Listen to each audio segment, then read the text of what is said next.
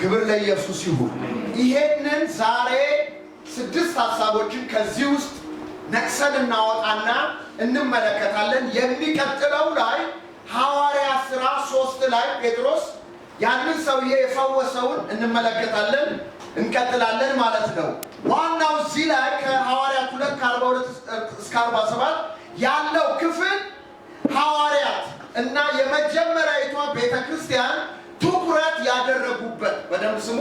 ሐዋርያቶች የበጉ ሐዋርያቶች 12ቱ እና የመጀመሪያዊቷ ቤተክርስቲያን ትኩረት ያደረገችበት በአራት ዋና ዋና ነገሮች ላይ ነው። የመጀመሪያ የሐዋርያት ትምህርት ሲያደርጉት የሐዋርያት ትምህርት ይላል። ሁለተኛ ደግሞ እነዚህ ሐዋርያቶች ወይንም 120 ቤተሰቦች ህብረት ነበራቸው፣ አንድነት ነበራቸው። ሶስተኛ ደግሞ ማዕድን አብረው ይቆርሱ ነበር ወይንም የጌታ ራትን አንድ ላይ ይወስዱ ነበር። አራተኛ በጸሎት ይተጉ ነበር። እነዚህ ነገሮች እንመለከታለን። ሁላችሁ መጽሐፍ ቅዱስ እንዳወጣችሁ እርግጠኛ ነኝ። አሁን መንፈስ ቅዱስ በቤተ ክርስቲያን ላይ በወረደ ጊዜ ቤተ ክርስቲያን የመጀመሪያው ቤተ ክርስቲያን ክርስቶስ ካረገ መንፈስ ቅዱስን ካወረደ በኋላ የመጀመሪያዊቷ ቤተ ክርስቲያን ምን አደረገች? ተመሰረተች። በማን ተመሰረተች? በመንፈስ ቅዱስ። ማን በሆነ መሰረት ላይ? ክርስቶስ ኢየሱስ መሰረቷ በሆነው ላይ ምን አደረገች? ተመሰረተች ማለት ነው። በበዓለ ሃምሳ ቀን መንፈስ ቅዱስ በወረደ ዕለት መጀመሪያ ቤተ ክርስቲያን ምን አደረገች? ተመሰረተች። እንዴት ተመሰረተች ስንል በጴጥሮስ ስብከት ትክክለኛውን ሲሰብካቸው ልባቸው ተነካ። ምን እናድርግ ሲሉ ኃጢአታችሁ እንዲሰረይ በኢየሱስ እመኑ አላቸው። ንስሐ ገቡ። 3000 የሚሆኑ ሰዎች ምን አደረጉ? ዳኑ። ወደ እግዚአብሔር መንግስት ምን አደረጉ ይላል? ተጨመሩ ይላል። እነዚህ ቃሉን የተቀበሉ ደግሞ ምን አደረጉ? ተጠመቁ። እነዚህ ቃሉን የተጠመቁ ሰዎች የተጠመቁ ሰዎች 3000 ሰው የተጨመሩ ሰዎች ቤተ ክርስቲያን እዚህ ቦታ ላይ ምን አደረገች? ተመሰረተች። እንግዲህ ከዛም በኋላ ቤተ ክርስቲያን የተመሰረተችው እንደዛ ነው የሚለው መጽሐፍ ቅዱስ ሲናገር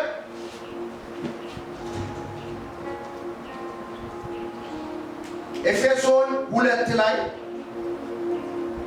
2 ላይ ሲናገር በሐዋርያትና በነቢያት መሰረት ላይ ታንጻችኋል። ስለዚህ መሰረቱ ማን ነው?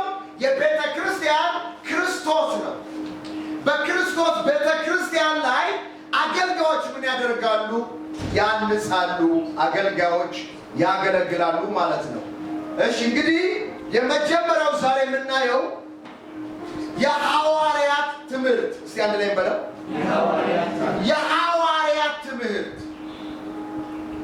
የሐዋርያት ትምህርት ማለት ክርስቶስ በምድር በስጋው በነበረበት ጊዜ ያስተማራቸው ትምህርቶች እና ኢየሱስ ስለ ኃጢአታችን መሞቱን፣ መቀበሩን፣ በሶስተኛው ቀን መነሳቱን፣ ማረጉን፣ ዳግመኛ መምጣቱን ጭምር የሚያስተምሩ ትምህርቶች ናቸው። የሐዋርያት ትምህርት ማለት ነው።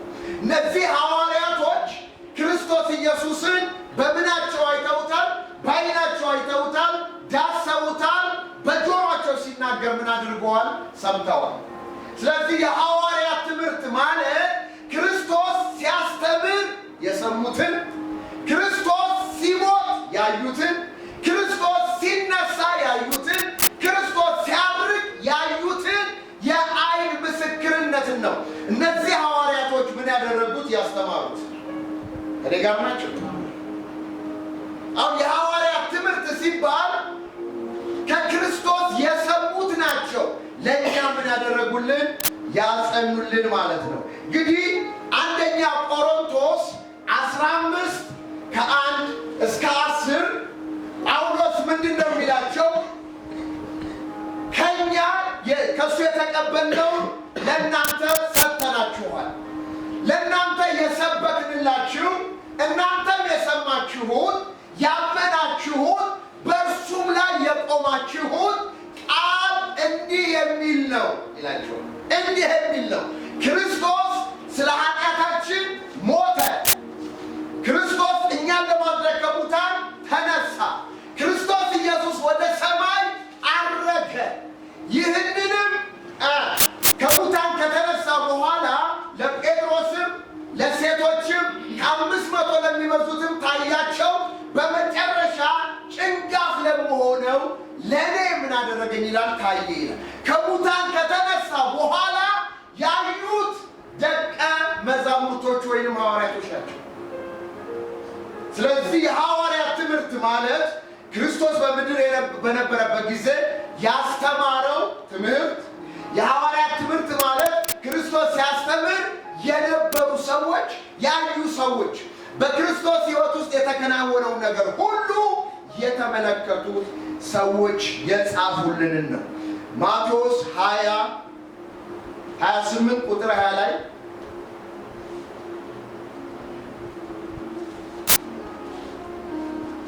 አውጡትና ምንድን ነው የሚለው? እንግዲህ ሂዱና በአብ በወልድ በመንፈስ ቅዱስ ስም አይደል እያጠመቃችኋቸው፣ ከዛ አንድ ላይ አያችሁ። አሁን ክርስቶስ እንግዲህ ሂዱና አሕዛብን ሁሉ በአብ በወልድ በመንፈስ ቅዱስ ስም እያጠመቃችኋቸው ያዘዝኳችሁን ሁሉ እንዲጠብቁ እያስተማራችኋቸው ደቀ መዛሙርቴ አድርጓቸዋል። ትክክለኛ ቤተ ክርስቲያን ክርስቶስ ኢየሱስ እንዲያስተምሩ ያዘዛቸውን የሚያስተምሩ አገልጋዮች በእነሱ አገልግሎት ላይ በክርስቶስ መሰረት ላይ የምትታነጽና የምትገለገል ቤተ ክርስቲያን ነች፣ ትክክለኛዋ ቤተ ክርስቲያን። ምክንያቱም ያዘዝኳችሁን ሁሉ እንዲጠብቁ እያስተማራችኋቸው። ሐዋርያቶች እንዲያስተምሩ ክርስቶስ ምን አድርጓቸዋል? አዟቸዋል። የሚያስተምሩትን ትምህርት ደግሞ ተማሪዎቹ እንዲጠብቁ በሕይወታቸው እንዲተገብሩት ክርስቶስ ኢየሱስ ምን አድርጓል? አዞ።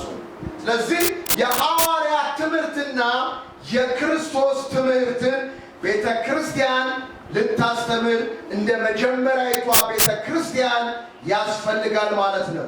እንግዲህ የመጀመሪያዋ ቤተ ክርስቲያን ታተኩር የነበረው በሐዋርያት ምን ላይ ነው? ትምህርት ላይ ነው ማለት ነው። እሺ፣ የመጀመሪያዋ ቤተ ክርስቲያን በኢየሱስና በሐዋርያት ትምህርት ላይ ነው የተመሰረተችው። ከተመሰረተችው በቀር ማንም ሌላ መሰረት ሊመሰርት አይችልም። እርሱም ኢየሱስ ክርስቶስ ነው። ኤፌሶን 2:20 ላይ በሐዋርያትና በነቢያት መሰረት ላይ ታንጻችኋል፣ የማዕዘኑም ራስ ድንጋይ ክርስቶስ ነው ብለው ምን አድርገዋል? ጽፈዋል ማለት ነው። እንግዲህ የእኛ ቤተ ክርስቲያን ወይም የእኛ ሎካል አጥቢያ ከአራቱ ትኩረት ከምናደርግባቸው አንዱ በምን ላይ ነው? በክርስቶስና በሐዋርያት ትምህርት ላይ ነው። አራት ዋና የአገልግሎታችን ዓላማዎች አሉ። የመጀመሪያው ወንጌል ለፍጥረት መስበክ ነው። ለምን? ሰዎች እንዲድኑ። ሁለተኛ የሐዋርያትን ትምህርት የክርስቶስን ማስተማር ነው። ለምን?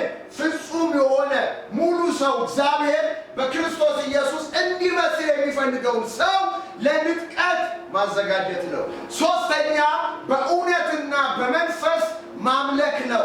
የተፈጠርንበት ዓላማ እግዚአብሔር ማምለክ ስለሆነ። አራተኛው እውነተኛ የወንድማማች መዋደድ የቅዱሳን ህብረት ነው። እንግዲህ ከምናገለግለው ቤተክርስቲያን አንዱ ምንድነው? የሐዋርያትና የነቢያትን ትምህርት ምን ማድረግ ነው? ማስተማር ነው። እስቲ በደንብ አሜን በሉ። አሜን በደንብ በሉልኝ። አገልጋዮች፣ እዚህ የምናገለግለው አገልጋዮች፣ የቃሉ አገልጋዮች ማተኮር ያለብን፣ የቃሉ ተገልጋዮችም መገልገል ያለብን ቤተክርስቲያን ፎከስ አድርጋ አይኗን መንቀል የሌለባት ከመጽሐፍ ቅዱስ የአዲስ ኪዳን አገልጋዮች እንደሆንን በክርስቶስ ትምህርትና በሐዋርያት ትምህርት ትምህርት ላይ ነው ቤተክርስቲያንም ቢሆን የምድራችን ቤተክርስቲያን መታነጽና ወደ ፍጹም ሙላት መምጣት ያለባት። ለምን ብላችሁ ብትጠይቁኝ መጽሐፍ ቅዱስ እንዲህ ብሎ ይናገራል። ሁለተኛ ዮሐንስ 9:10 ላይ ለሚወጣ በክርስቶስ ትምህርት ለማይኖር እስቲ በሉት አንድ ላይ ምን ነው ቢል አይገርም? በክርስቶስ ለሚወጣ በክርስቶስ ትምህርት ለማይኖር ሰው አምላክ የለውም። በክርስቶስ ትምህርት ለሚኖር አብና ወልድ አሉት ይላል። ከኔ ጋር ናችሁ? አሁን ብዙ ጊዜ በቤተ ክርስቲያን እነዚህ እውነቶች ላይ ቤተ ክርስቲያን አስረግጣ ተናግራ ክርስቲያኖችን በክርስቶስ ትምህርት ላይ እንዲኖሩ ካላደረግን በስተቀር ይሄ የነፍስ ጩኸትና የሥጋ ጩኸት በሕይወታችን ላይ ወደ ፍጹምነት ምን ያደርገንም አያመጣንም። ስለዚህ በክርስቶስ ትምህርት የማይኖር ሰው ምን የለው። በክርስቶስ ትምህርት ለሚኖር አብና ወልድ አሉት ይላል። እንግዲህ በክርስቶስ ትምህርት ለመኖር የክርስቶስን ትምህርት መማር አለበት። አሜን አሜን። እስቲ በደንብ በሉ። አሁን እኮ ዮሐንስ ላይ በክርስቶስ ትምህርት ሰው ካልኖረ አምላክ የለውም። በክርስቶስ ትምህርት የሚኖር ሰው ግን አብና ወልድ አሉት። በማን ትምህርት የሚኖር? አንድ ላይ በሉልኝ። ምንና ምን አሉት? በክርስቶስ ትምህርት ለመኖር የክርስቶስን ትምህርት መማር አለብን። ስለዚህ የሐዋርያቶች ትምህርት ላይ 3000 ሰው በ120 ቤተሰብ ላይ ተጨምረው አንድ ላይ ሆነው የሚያተኩሩት በሐዋርያት ትምህርት። ጩና አሜን ወሩ። ጩና ሲበደም አሜን ወሩ። መሰበክ ያለበት እኮ ክርስቶስ ነው። ተረዳችሁ? መሰበክ ያለው እኛ ግን የተሰቀለውን ክርስቶስን እንሰብካለን አለ። አዎ የተሰቀለውን ክርስቶስን ብቻ ሳይሆን የምንሰብከው በመስቀል ላይ ሞቶ የተነሳው አሁን በአባቱ ቀኝ ያለው አሁን በውስጣችን የሚኖረውን ኢየሱስን እንሰብከዋለን። እኔ ሞቻለሁ በርሱ ሕያው ያለውን በርሱ ክርስቶስ ግን በርሱ በእኔ ይኖራል። በውስጣችን የሚኖረውን ሞትን ያሸነፈውን ሕያው የሆነውን ኢየሱስን እንሰብከዋለን። ክብር ለእሱ ይሁን። ሁለተኛ በህብረት ይላል። እስቲ ቢንያም አንብበው።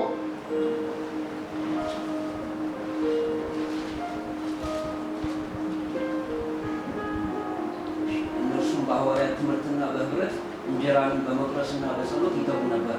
ጌታ ይባርክ። እንግዲህ ተመልከቱ፣ በህብረት የመጀመሪያው በሐዋርያት ትምህርት ነው። በሐዋርያት ትምህርት ላይ ነው ቤተክርስቲያን የታነጸችው። በሐዋርያት ትምህርት ላይ ነው ቤተክርስቲያን ወደ ፍጹም ሙላት መምጣት የምትችለው።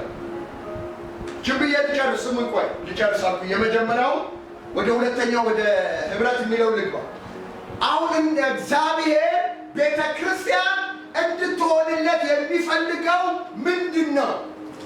እዚህ ቦታ መጥተን መዘመር፣ እዚህ ቦታ መጥተን መጸለይ፣ እዚህ ቦታ መጥተን ማገልገል ይሄ ጥሩ ነው። ይሄ ጤናማ ትምህርት ከሆነ ጤናማ ነገር ከሆነ ወደ ፍጹምነት ያመጣናል። እግዚአብሔር የሚፈልገው በቤተ ክርስቲያንም በቅዱሳንም የልጁን መልክ ማየት ነው። አሜን። የማንን መልክ ማየት ነው? የልጁን መልክ ነው። ሌላ ነገር አይደለም። ሐዋርያውን ማሳየት አይደለም። ነቢዩን ማሳየት አይደለም። መጋቢውን ማሳየት አይደለም። አገልጋዮችን ማሳየትና ማጉላት ማድመቅ አይደለም። የእግዚአብሔር ዓላማ ልጁን ኢየሱስን ማሳየት ነው። ኢየሱስ ጌታ ነው። አንተ፣ አንቺ፣ እኔ እንድንመስል የተጠራ የጠራነው ማንን ነው? ኧረ በሉልኝ በሉልኝ።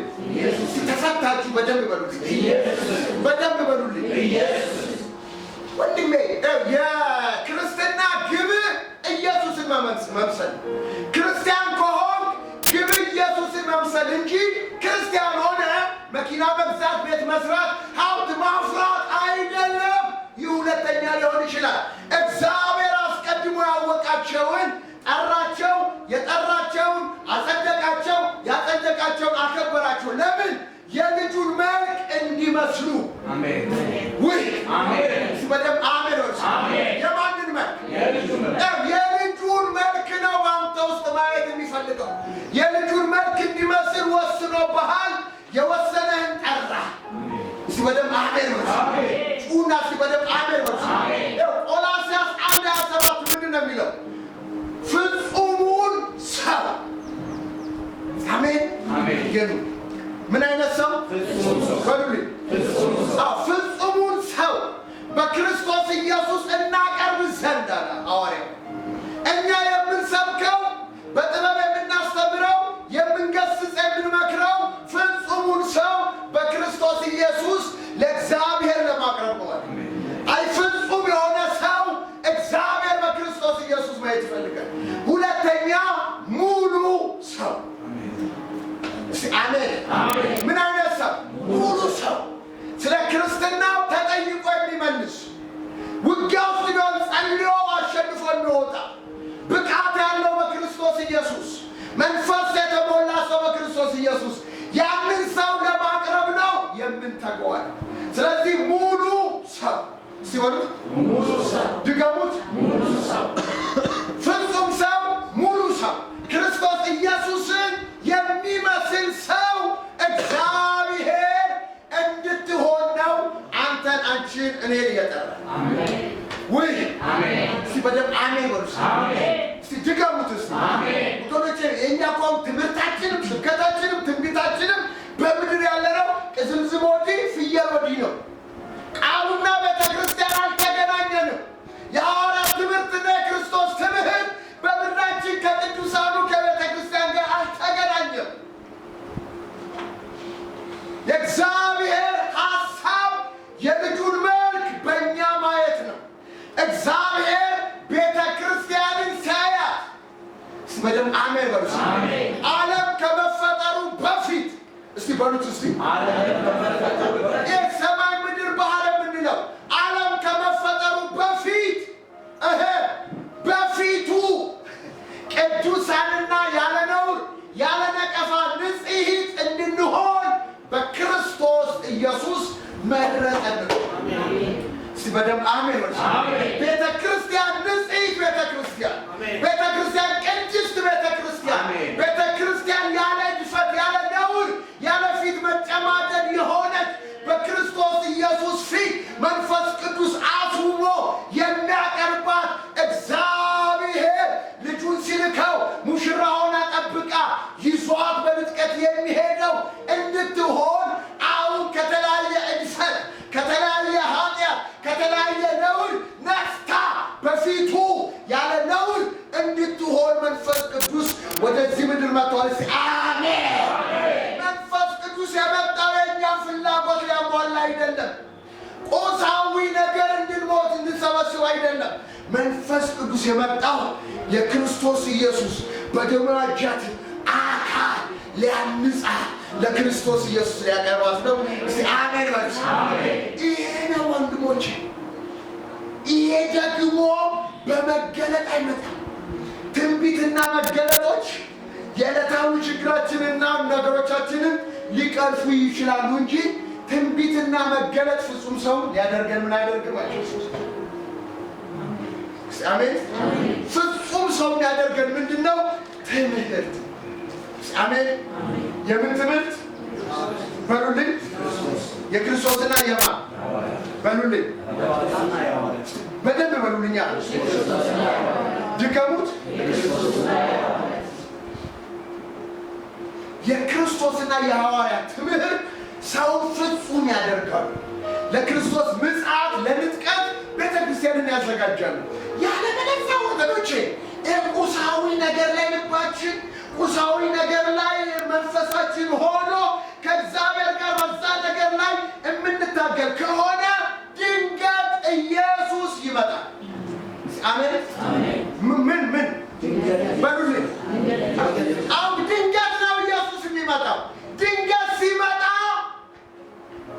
አንዳንዶቹን እዚሁ ምድር ይቀራሉ፣ አንዳንዶቹ ይነጠቃሉ።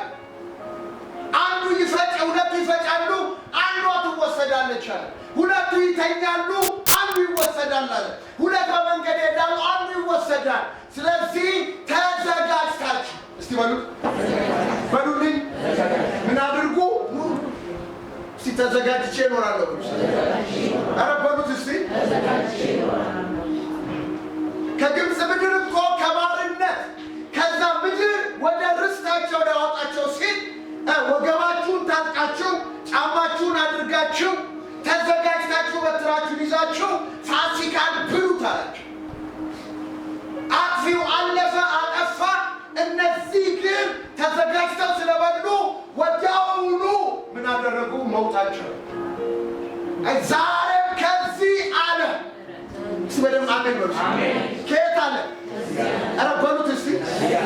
ያው ስሙን ክፉ ከሆነው ከዚህ ዓለም እስቲ በሉ። ክፉ ከሆነው ከዚህ ዓለም ያድነን ዘንድ እንደ አምላካችንና እንደ አባታችን ፈቃድ ነፍሱን ስለ ኃጢአታችን አሳልፎ ሰጠ ነው። አሜን። ከዚህ ክፉ ዓለም በክፉ የተያዘ ዓለም። አሜን። እስቲ በደንብ በሉልኝ፣ በደንብ በሉልኝ። እንደ ክርስቲያን አይምሮአችን መታደስ፣ ልባችን መለወጥ፣ ሰማያዊ ርስት፣ ሰማያዊ አገር እንዳለው ሰው ናፋቂ ልባችን እግዚአብሔርን የሚል ማራናታ እያለ የሚጮህ መንፈስ ሊኖረን ያስፈልጋል። ይሄ ዓለም በክፉ እንደተያዘ እናውቃለን የሚለው ዓለሙ ሁሉ በክፉ ተይዟል። ስለዚህ እኛ በዚህ ዓለም ስንኖር እንደ ባለአእምሮዎች እያሰብን እያስተዋልን ልንመላለስ ይገባናል። የዘመን ፍጻሜ ደርሷል። ሁሉ ነገር አልቋል። ስለዚህ ሁለተኛ ህብረት ነው። ህብረት እንግዲህ ህብረት ማለት ምንድን ነው?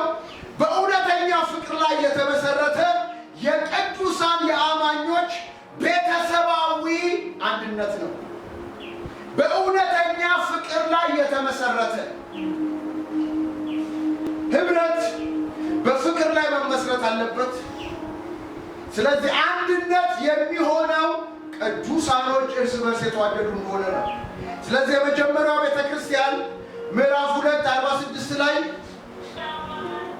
በየቀኑ እስቲ በሉት እንግዲህ 3000 ሰው ተጨመረ፣ 120 ቤተሰብ አለ፣ 3120 ሰው በየቀኑ በአንድ ልብ ሆነው በመቅደስ እየተጉ በቤታቸው እንጀራን እየቆረሱ በደስታና በጥሩ ልብ ምግባቸውን ይመገቡ ነበረ ብሎ የእግዚአብሔር ቃል ይናገራል። እንግዲህ የሐዋርያት ህብረት በእውነተኛ ፍቅርና ልብ ላይ የተመሰረተ ህብረት ስለሆነ በሐዘን፣ በደስታ፣ በማግኘት፣ በማጣት አንዱ የሌላው ችግር የሚካፈሉ የሌላውንም ደስታ አንድ ላይ የሚጋሩ ነበሩ። ስሙን በህብረት እግዚአብሔር ሲያስቀምጠን፣ በአንድ አጥቢያ ውስጥ እግዚአብሔር ሲያስገባን እኔ ለቢኒ ቢኒ፣ ለተሼ ተሼ፣ ለአሹ የአካል ምንድነን? ብልት ነን። ስለዚህ በአንድ ቤተክርስቲያን ውስጥ ያለነው አጥቢያ በእውነተኛ ፍቅርና በእውነተኛ አንድነት ላይ የተመሰረተ ህብረት ሊኖርን ያስፈልጋል። ሐዋርያቶች ስትመለከቷቸው በህብረት ሲል መከራ፣ ችግር፣ ስደት በሃይማኖት መሪዎች፣ በፖለቲከኞች፣ በነ ሄሮድስ ይደርስባቸው ነበረ። ስለዚህ እነዚህን ሁሉ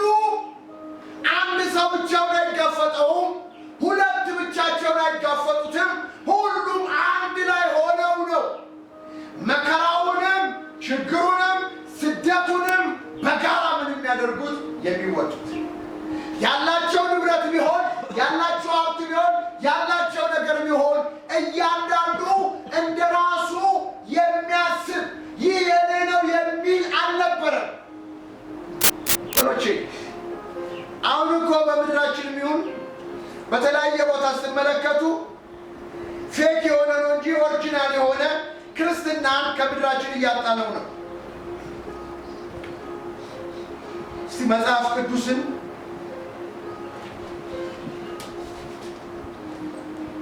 ሐዋርያት ሥራ 4 ላይ አውጡልኝ።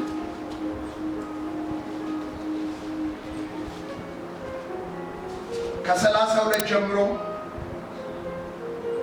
እስቲ ምን ይላል? ያመኑትም ሕዝብ እስቲ በሉ ያመኑ ሕዝብ ናቸው። 3000 ናቸው። በዛ ላይ ተጨምረዋል። ያመኑትም ሕዝብ እስቲ አንድ ላይ በሉት። አንድ ልብ አንድ ነፍስ ነበራቸው። ሕዝብ ሆነው ያላቸው ልብ ስንት ነው? ያላቸው ነፍስ ስንት ነው? ይገርማል። ነበሯቸው። ገንዘባቸውን ሁሉ በአንድነት ነበረ እንጂ ካለው አንድ ስንኳን የራሱ እንደሆነ ማንም አልተናገረም። ሐዋርያትም የጌታ የኢየሱስ ክርስቶስን ትንሣኤ በታላቅ ኃይል ይመሰክሩ ነበር፣ በሁሉም ላይ ታላቅ ጸጋ። ከዛ በመካከላቸው አንድ ስንኳን ችግረኛ አልነበረም። መሬት ወይንም ቤት ያላቸው ሁሉ እየሸጡ የተሸጠውን ዋጋ ያመጡ ነበረ፣ በሐዋርያት እግር አጠገብ ያኖሩ ነበረ። ማናቸው እንደሚፈልገው መጠን ለእያንዳንዱ ያካፍሉ ነበረ። ትውልዱም የቆጵሮስ የነበረ አንድ ሌዋዊ ዮሴፍ የሚሉት ነበረ። እርሱም በሐዋርያት በርናባስ ተብሎ ትርጓሜ የመጽናናት ልጅ ነው። እርሻ ነበረው፣ ሸጦ ገንዘቡን አምጥቶ በሐዋርያት እግር አጠገብ አስቀመጠን። አያቸው። እንደዚህ አይነት ሕዝብ ሆነው አንድ ልብ አንድ ሀሳብ ነበራቸው። እንደዚህ ሲሆን በእነዚህ ሰዎች ሁሉ ላይ ደግሞ እግዚአብሔር የሚፈልገው ልብ ስለሆነ ጸጋና ሞገሱን ኃይሉን በእያንዳንዳቸው ላይ ምን አደረገ? አስቀመጠ። ሀብት ያለው አለ፣ መካከለኛ ያለ ድሃ ይሆናል።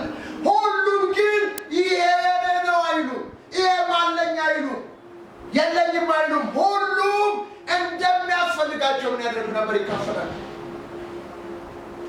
5 ላይ አናንያና ሰጲራ አለ። እዚህ ላይ ስንመለከት ግን ባርናባስ የሚባል ሌዊ ነው፣ የቆጵሮስ ሰው ነው። ለጳውሎስ ትልቅ መንገድ ከፋች ለአገልግሎት ለአንጾኪያ ወደ መስመሩ ለመግባት ምክንያት የሆነው ይህ ባርናባስ የሚባል ሰው መሬቱን ሸጦ አመጣና በሐዋርያት እግር አስቀመጠ። እንደዚህ አይነት ልብ ነው የክርስቶስ ኢየሱስ የመጀመሪያዋ ቤተ ክርስቲያን፣ እውነተኛዋ ቤተ ክርስቲያን፣ መንፈስ ቅዱስ ወርዶ የመሰረታት ቤተ ክርስቲያን፣ በሐዋርያትና በነቢያት መሰረት ላይ የተመሰረተችው ቤተ ክርስቲያን እውነተኛ ህብረት፣ እውነተኛ አንድነት፣ እውነተኛ የነፍስ መያዝ፣ እውነተኛ የሀሳብ አንድነትና የልብ ግንኙነት ነበር። በገንዘብ ቢሆን በሁሉ ነገር ቢሆን የሚረዳ ወገኖቼ፣ እኛ ዛሬ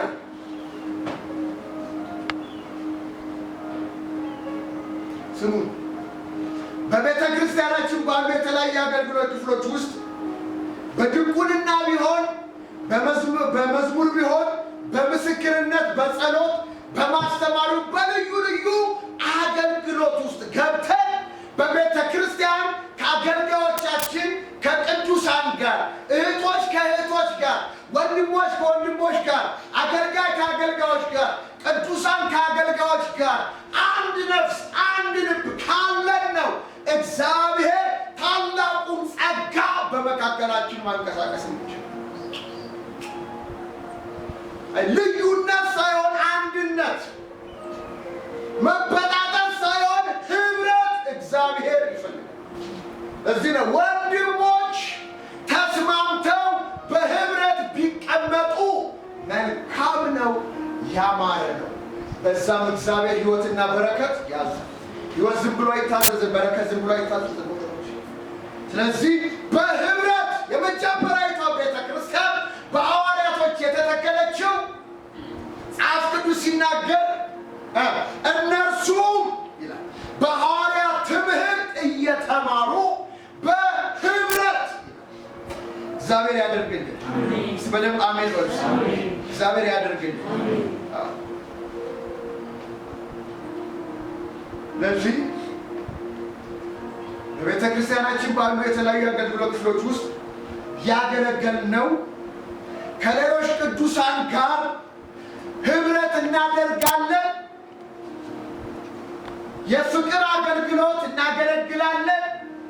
የእህቶቻችን የወንድሞቻችን ችግርና መከራ በእኛ እንደደረሰ አድርገን እንቆጥራለን ነው ወይንስ የሌሎችን ገንዘብ፣ የሌሎችን ጸጋ፣ የሌሎችን ነገር ብቻ እየተካፈልን ሁልጊዜ ተቀባይ ሆነን እኛ ለአንዲት እህትና ወንድም እንኳን ሳንተርፍ ጸጋ ተቀባይ ብቻ እየሆንን ነው እሑድና ሐሙስ ማክሰኞ የምንመላለሰው? ወይንስ ለአካሉ እኛም አስተዋጽኦ እያደረግን ህብረታችን እንዲያድግ ህብረታችን እንዲሰፋ እያደረግን ነው የሚለውን ጥያቄ ለእናንተ እሰጣለሁ። ከቤተ ክርስቲያን ጋር አብረን በህብረት እየሰራን ነው ወይ?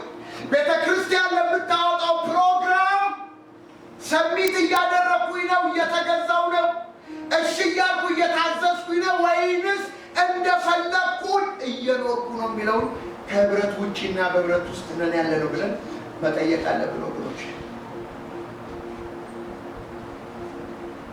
አሁን ለቤተ ክርስቲያናችን ተልኳችን ወንጌልን ለፍጥረታት መስበክ ነው።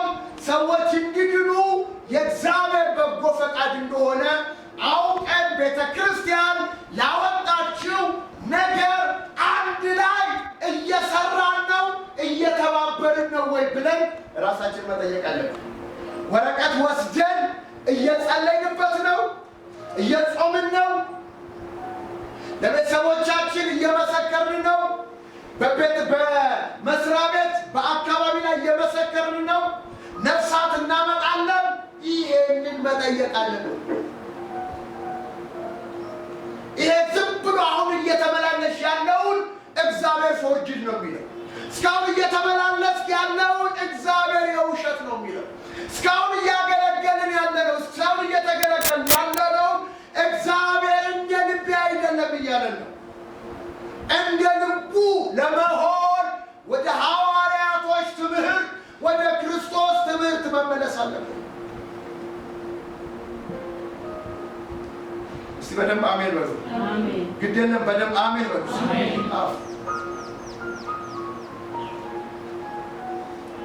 ወንዶቼ አሁን ልማድ አድርገነዋል። የጻፍኩት አለ አንብበዋል።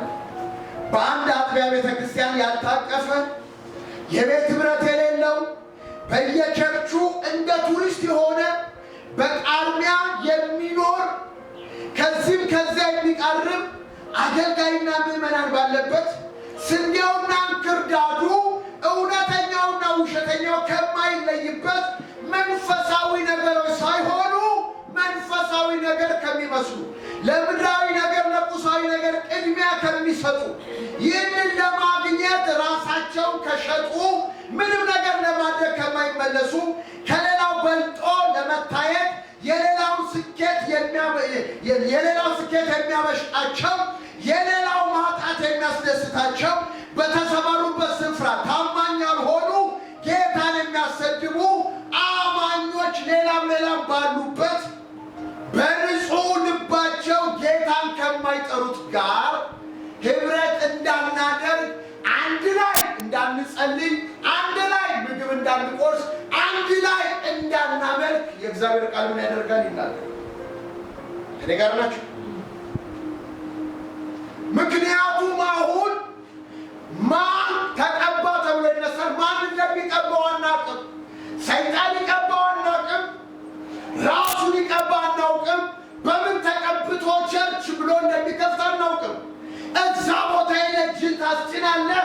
የምትሞላው መንፈስ እብድ ያደርግሃል፣ ዘሟች ያደርግሃል፣ ሌባ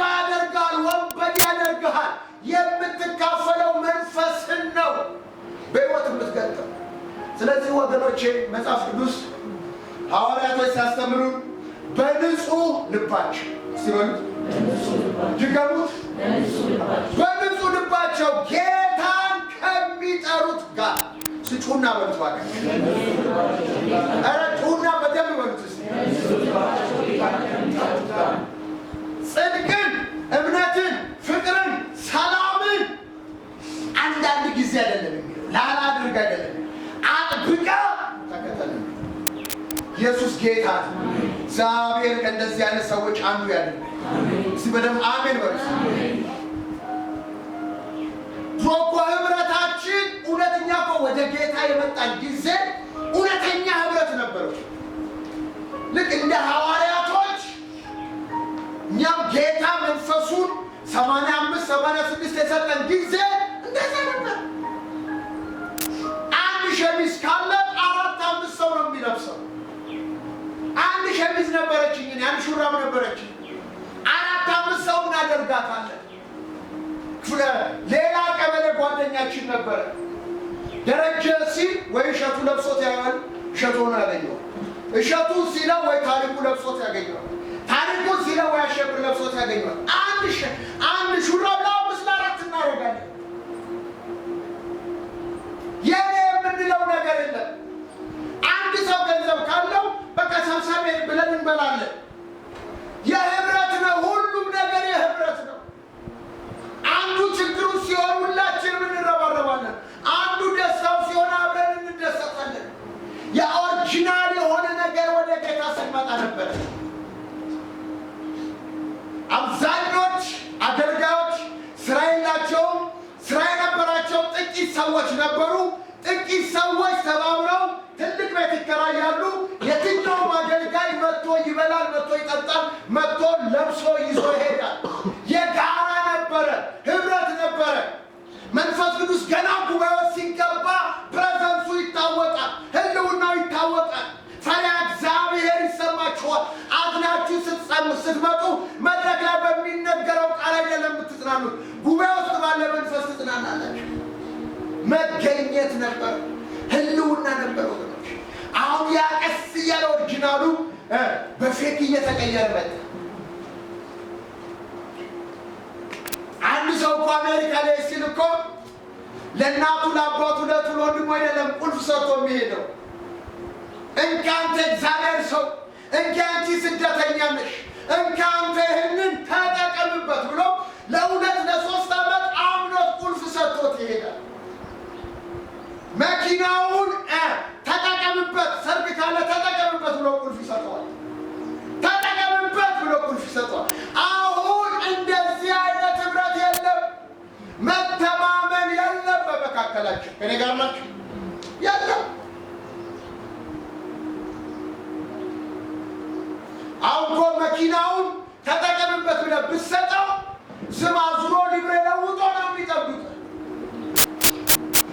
ኑርበት ብለህ ቤት ብትሰጠው ወይ ሸጦ ወይ የሆነ አድርጎ ነው የሚጠብቅ። መተማመን ምን አድርጓል? ጠፍቷል። ለምን? እውነተኛ አንድነት የለም፣ እውነተኛ የልብ መያዝ የለም። እግዚአብሔር ወደዚህ ይመልሰን። እስኪ በደንብ አሜን በሉ። በደንብ በሉልኝ ወገኖቼ። ወደ ቀደመው እንመለስ፣ ወደ እውነተኛ ህብረት እንመለስ።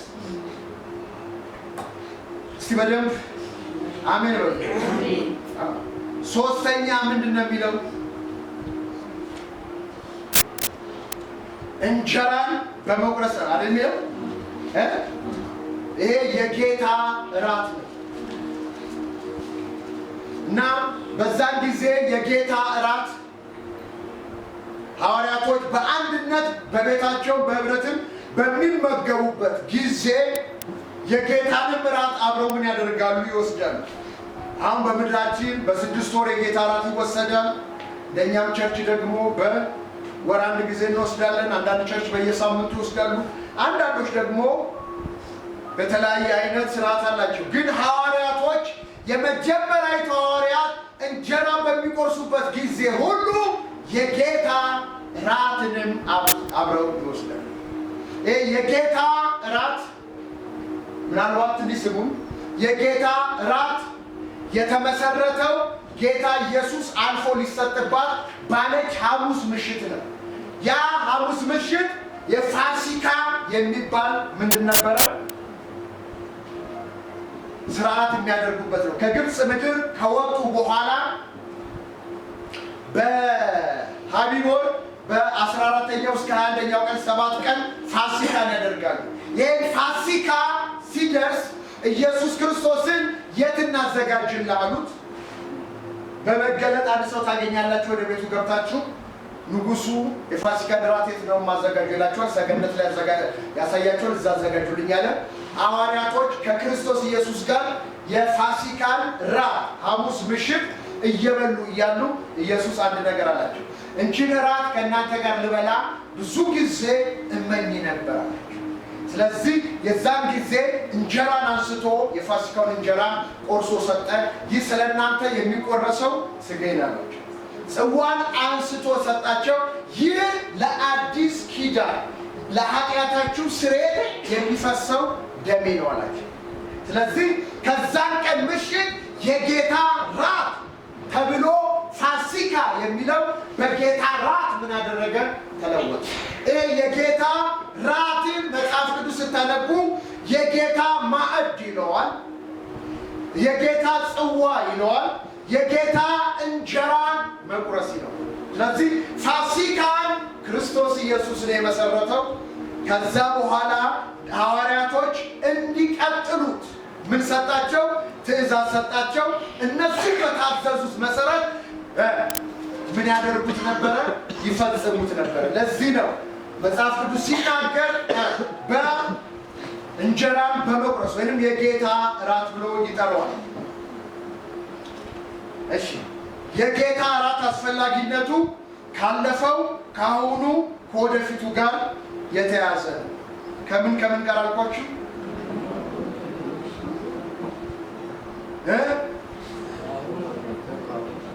በሉታ ድገሙት እስቲ። ይሄ የጌታ እራትን ስንበላ ከባለፈው ጋር ከአሁኑ ጋር ከወደፊቱ ጋር የተያዘ ነው። ዛሬ የምንወስደው ማለት ነው። ቶሎ ብዬ ጨርሳለሁ። እንግዲህ ካለፈው ጋር ስንል በክርስቶስ ቤዛ የመስቀል ሞት አማኞች ከኃጢአት የባርነት እስራት ነፃ መውጣታቸውን የሚያመለክትና የሚያስታውስ ፋሲካ ከግብፅ ምድር መውጣታቸውን የሚያስታውስ እንደሆነ የጌታ ራት ደግሞ ክርስቶስ ኢየሱስ ስለኛ ቤዛ ሆኖ እርቃኑን መሞቱን የምናስብበትና የምናስታውስበት ነው።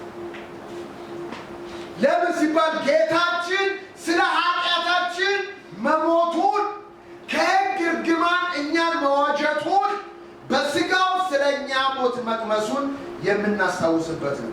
ስለዚህ ከባለፈው ጋር ምንድን ነው የሚሆነን? መታሰቢያ ነው የሚሆነን። መታሰቢያ የተሰራ ስራን የምናስብበት ነው። ሉቃስ 22 ለምሳሌ ብዙ ጊዜ ለጌታችን ለክርስቶስ ኢየሱስ የልደት በዓል አደረሳችሁ አይደለም የምንለው አይደለም። የልደት በዓል ምን በሉልኝ? የጌታ ራትም ስላለፈው መታሰቢያ ነው። ቶሎ ልበል። ሉቃስ 22:19 ላይ እንካችሁ ብሉ፣ ይህ ስለ እናንተ የሚቆረስ ሥጋዬ ነው፣ ይህንን ለመታሰቢያ አድርጉት ይላል። ለመታሰቢያ ነው። ሞቶልኛል፣ ከሕግ እርግማን ዋጅቶኛል ብለን እያሰብን ጌታን እንባርከዋለን። ለእኔ የሞተ ከኃጢአት ነፃ ያወጣኝ ጌታ አለ ስለምንል ቶሎ ልበል። 3:2 ላይ ከአሁን ጊዜ ሥጋና ደም ከክርስቶስ ሥጋና ደም ጋር ኅብረት አለ። ይሄ የምንወስደው ሥጋና ደም ከአሁኑ በአሁኑ ጊዜ ደግሞ አሁን ጊዜ ለምንድን ነው የሚጠቅመን? ይህ ሥጋና ደም ከክርስቶስ ኢየሱስ በመስቀል ላይ የዛሬ 2000 ዓመት ከፈሰሰው ደም ከተቆረሰው ሥጋ ጋር ዛሬ የምወስደው ይህ ሥጋና ደም ኅብረት አለ። አሜን አሜን። አሁን ሌሎቹ ቤተ እምነቶች ከወንጌል አማኞች ውጭ ያሉት ይሄንን ሲወስዱ ይሄ ወደ እውነተኛው ስጋና ደም ይለወጣል ይላል። ክርስቶስ ግን ይሄን ጳውሎስ ያለው ይሄ ስጋና ደም ስጋው ከክርስቶስ ኢየሱስ ስጋ ጋር ጽዋው ከክርስቶስ ኢየሱስ ጽዋ ጋር ህብረት እንዳለው አታውቁም ይላል። ስለዚህ ይሄን ስንወስድ ከማን ጋር ህብረት እንዳለን እናውቃለን? ረጁና አሜን አሜን በደንብ በሉ አሜን በደንብ በሉ አሜን። ህብረታችን ከአብ ጋር ከልጁ ከኢየሱስ ክርስቶስ ጋር ነው ሲል ህብረት የምናደርገው አንደኛ በዚህ ነው። ከገባን አሜን በሉ አሜን። ሌላው ህብረት ምንድነው? ሁላችንም ከአንዱ እንጀራ ስንወስድ አንድ አካል እንደሆነ ነገር ግን ልዩ ልዩ ሰዎች ስንሆን በክርስቶስ ኢየሱስ አንድ እንደሆንን የምንመሰክርበት። እስቲ በደንብ አሜን በሉ። ከጌታ ጋር ህብረት ማድረጋችንን ቤተክርስቲያን ደግሞ አንድ መሆናችንን አንድ አካል ነው፣ ብዙ ብልት ነን። በክርስቶስ ኢየሱስ ግን አንድ ስጋ ሆነናል። ኢየሱስ ጌታ ነው።